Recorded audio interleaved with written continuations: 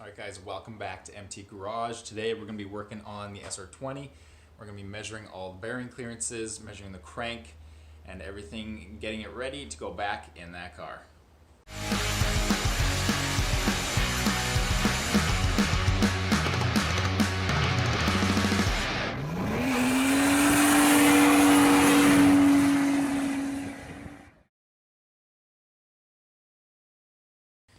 So if you're new to the channel or haven't been following this build, this is the SR20DET out of my 1995 Nissan Silvia Ks. And this thing has a bad connecting rod bearing.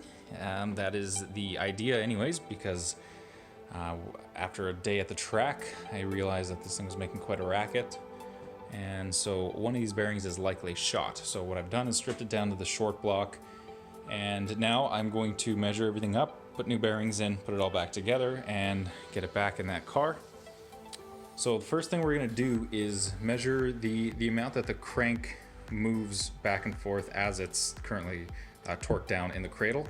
I don't know what all the terms and what everything is called, but I know that I know the process of doing that. You put a dial indicator against one of these surfaces here, and then you just kind of put a little bit of pressure on the crank to try to move it, see how much play there is. And if that's out of spec, then of course that's something that has to be addressed. So we're going to get to that now. We're going to set up the dial indicator that I got in my new box of tools, and then we will get to it. Alright, so we've got the new dial indicator set up. It's butted up against the end of the crank here, and I've got it set to 0. Now what I'm going to do is, this is called crank end play, to see how much the crank moves back and forth. So I'm just going to take a little pry bar and try to move the crank a little bit, and just to see how much movement we have. So I'm going to get to that now.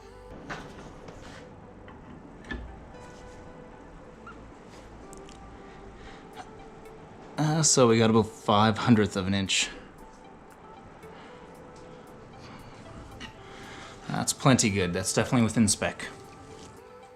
Alright, so as you can tell, we got up to 5/100th of an inch, and spec is 400th to 1. I don't even know how to say it. From 400th to 10/100th. What is that? To 10? 10th?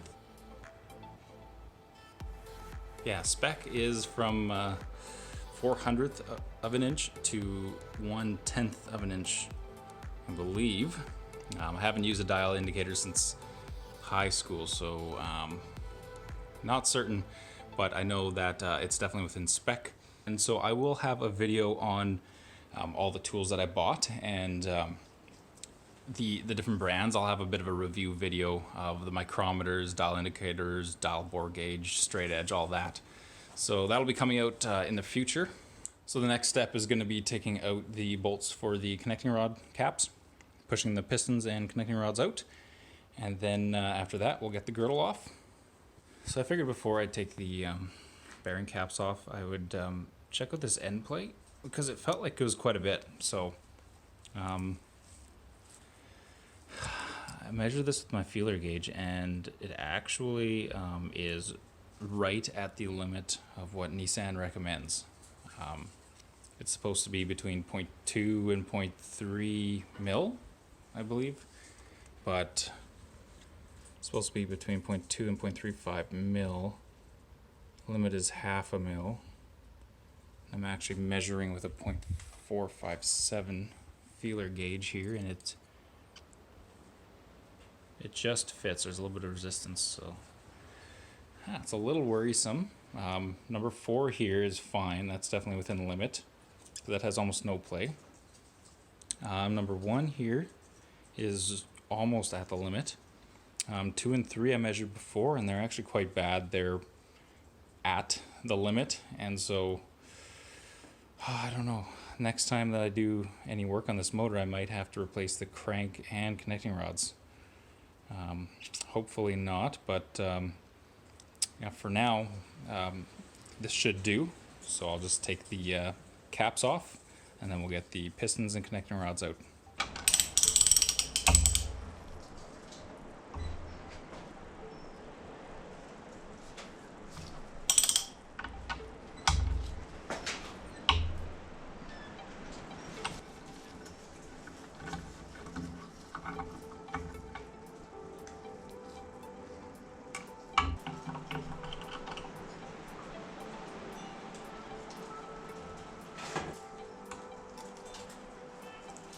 Here's my bearing.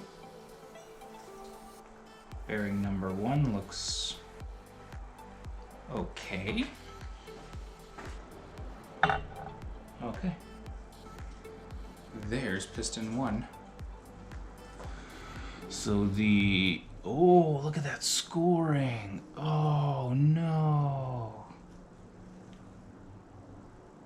Oh, that's bad.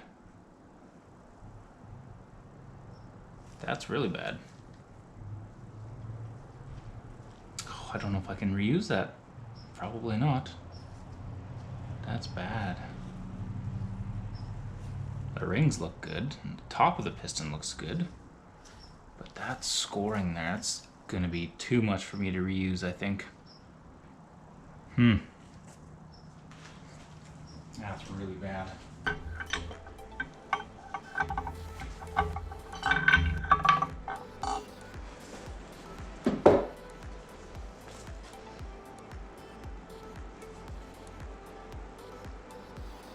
Wow, that's really bad. That skirt bad. That skirt real bad. Oh boy. These pistons.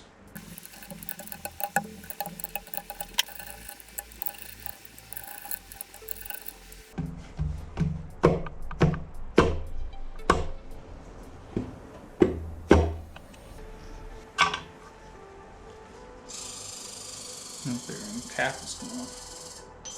Thank you, squirrel. Yeah, it doesn't look great. Just some scoring in there. The bearing doesn't look terrible. Doesn't look great. All right, let's see how these pistons look. It's the exact same thing on this piston. Same thing. Burnt up pistons. Well, this does not look too good. Check out these pistons. Crazy amount of scoring here. And the edge here, you might not be able to see, but it's pretty eaten up. I think I was leaning the car out and the pistons started breaking up, which made all these metal shavings go into the engine, and that's how my bearings blew. That's probably the reason. I knew the car was leaning out a bit, but I didn't know it was this bad. Well, I guess that's something I've got to look into. But we're still going to carry on and replace all the bearings. So the next thing is to remove the crank cradle, and then we'll get the crank out as well. So let's rip it out.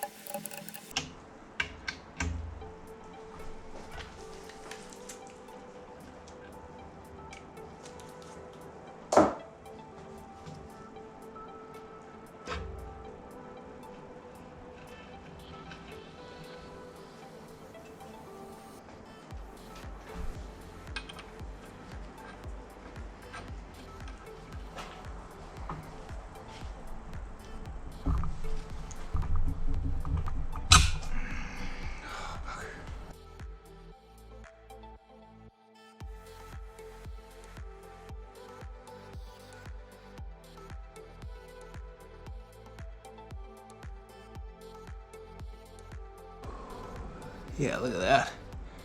That is scored.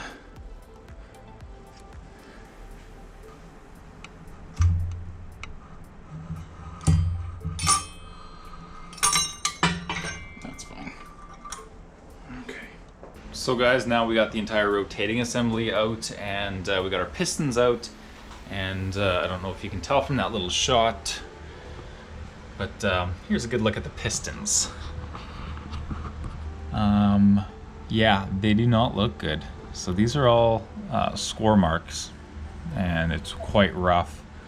And all pistons have that on both sides of the skirt. And you can also tell here on the top edge of the piston that they just, I think they just got way too hot and started burning up. I think I'm running a little lean. And then you can tell that there's some material missing here. So that means I need new pistons. And I'm going to do new rings, And of course new connecting rods too, because why not? So yeah, we're gonna order in some forged components, and it wasn't something I was expecting to do, but that's just the way the ball bounces. The only question I have is how bad the cylinders are. They don't look too bad. It's hard to tell with this lighting, but there is some vertical marks. Overall, the cylinders do not look bad. The marks, they don't look deep at all, which I'm very happy about. So I should be able to just quickly do a deglazing on the cylinders, and then I'm going to measure the bores with my dial bore gauge, make sure that they're still 86 mil, so I know what pistons to order, and then I'm going to put my order in and get these things in quickly, I hope, so I can finally get this thing reassembled. It's kind of, you know, it's going from just being replace bearings to, you know, getting a bunch of machine work done and replacing pistons and rods now. So I mean, that's kind of part of blowing a motor, is you never know what you're going to find. So yeah, for right now we're just going to get to deglazing the cylinders, get the pistons ordered, and then on to the next step of installing everything.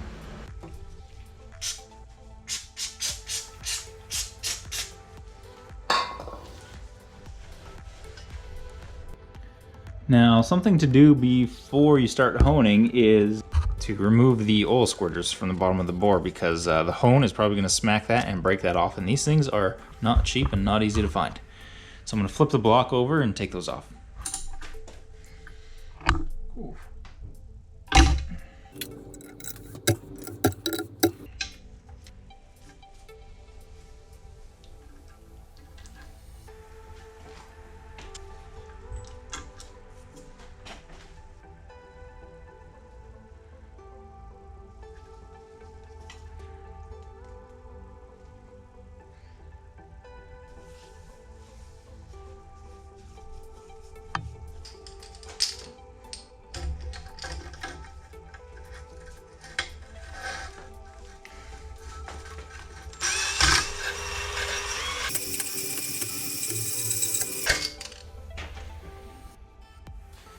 So what I've found is I have some vertical marks in the cylinders.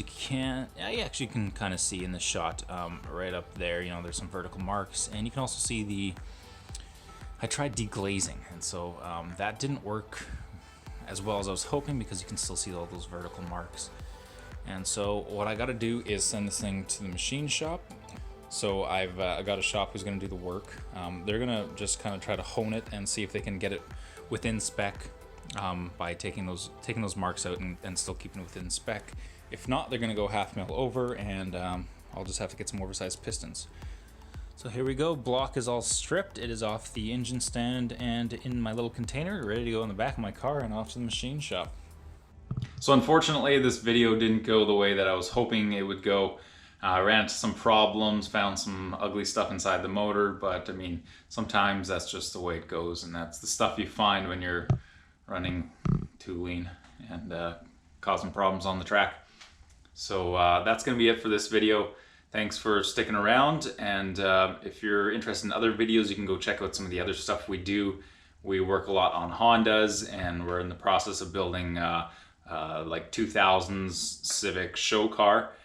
And so go check that out if you'd like. You can subscribe and like this video, maybe leave a comment if you're interested. We always like to hear from you guys. So thanks for sticking around. We'll see you guys later.